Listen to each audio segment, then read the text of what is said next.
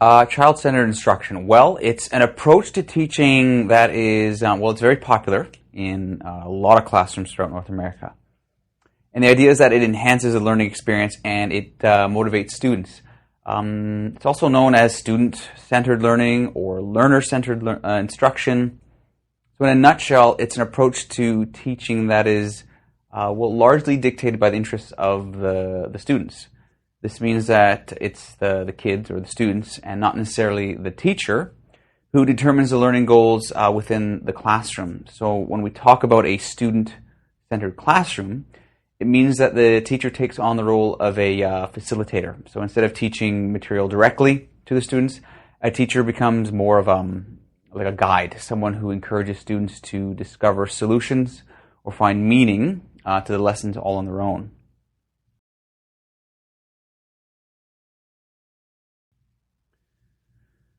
So what does this actually look like within a classroom setting? Well, I can tell you what it doesn't include.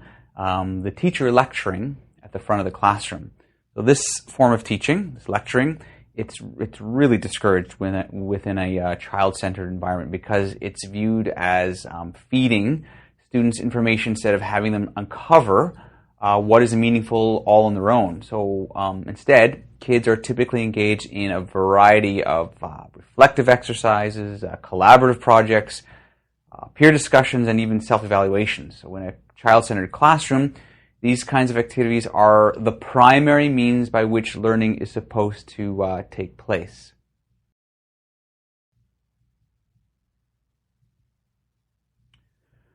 Well, first, it's an idea that it's meant to make learning more meaningful. Second, it's a way to help students learn how to learn. This term can, it means different things to different people, but so for our discussion, let's define it as the way in which a learner, and that means any learner, can find information, solutions, and meaning all on their own without having to be spoon-fed what he or she needs to know. Third, it's a way to get students motivated. If a child has some say in the learning outcomes and the methods by which he or she is going to achieve those outcomes, then I guess in theory, that student should find more internal motivation. Fourthly, child-centered teaching is considered less stressful for kids. So instead of trying to meet the demands and expectations of a rigid curriculum or a certain kind of teaching method, we can allow kids to move along at their own pace and focus on topics and methods that interest them the most, and can avoid being subject to things like the rigors of standardized paper-based tests. Finally, and this is another constant theme in education, it creates the best environment where kids can develop their ability to think critically.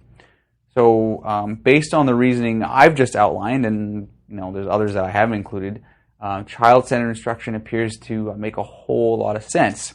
Even the term child-centered or student-centered is undeniably suggestive. I mean, who would argue that learning shouldn't be about the student?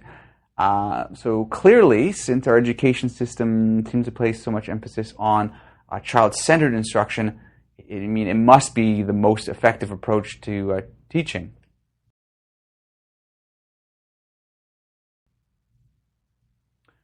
So the truth is the child-centered approach isn't that effective at all. And at least we know when you compare it to the very method that our education system discourages, which is direct teacher-centered instruction. So there's something called Project Follow-Through. This is the name of the largest educational experiment ever conducted. It began in 1968. It was sponsored by the U.S. government, and it involved over 200,000 at-risk kids from kindergarten to grade 3.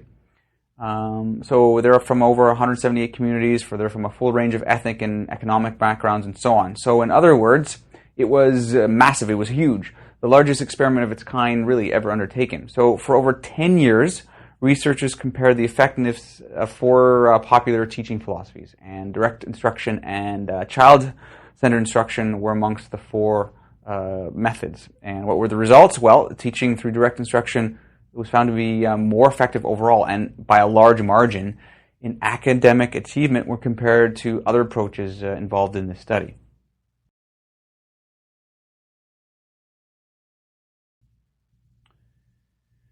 That's a great question, and it's not an easy one to answer. So first, in the field of education, there is a much greater reliance on what I would call anecdotal evidence. In other words, as educators, we put a lot of faith into what we hear and observe from students and other educators. So we look for signs that children are interested in what they're learning, that they're somehow active and engaged, and that they're drawing meaning from what and how they learn. So we draw conclusions from things like behavior, attitude, and an overall level of perceived motivation. Of course, you can understand to agree why we do this. As educators, we're pretty much hardwired to look for any spark of interest in our students, and once we see it, we do everything we can to fan that flame.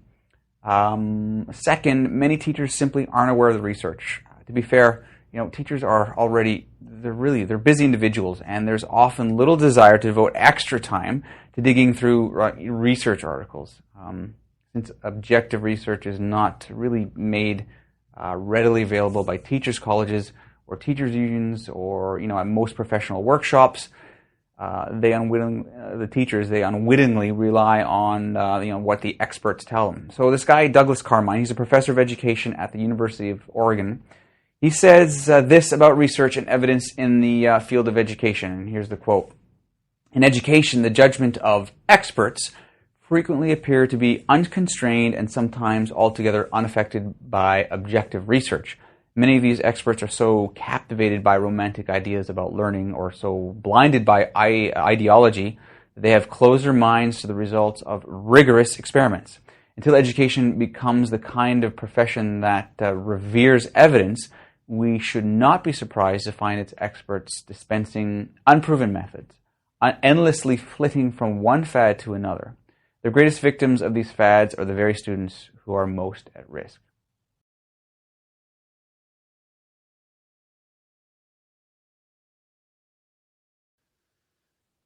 By allowing students to determine learning outcomes and engage in activities that involve less direct guidance from the teacher, our hope is that they will gain meaning from their work. And while meaning may have value in terms of motivation, if it can be truly determined, how meaningful a learning experience is for a particular student, it does not necessarily equal learning.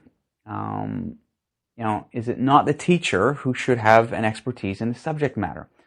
As an expert, isn't he or she really best qualified to determine if real and accurate learning has really taken place? If teachers, if they're to be facilitators only, then in my opinion, we've only demeaned the role of the teacher and diminished the importance of the teaching profession. It's not hard to see why child-centered learning can be so attractive or alluring. On the surface, it seems to hit all the right educational buttons. Meaning, motivation, self-sufficiency, critical thought, a love for learning, and so on and so forth. And yet, the evidence tells us a very different story. Of course, teachers, they shouldn't ignore the interests, the talents and backgrounds of their students. There are many strategies and techniques that involve direct instruction that allow for enough flexibility so that learning can be reinforced and students can be engaged. Child-centered learning, in my opinion, it robs students of the opportunity to learn, while at the same time it takes away from the primary function of the classroom teacher.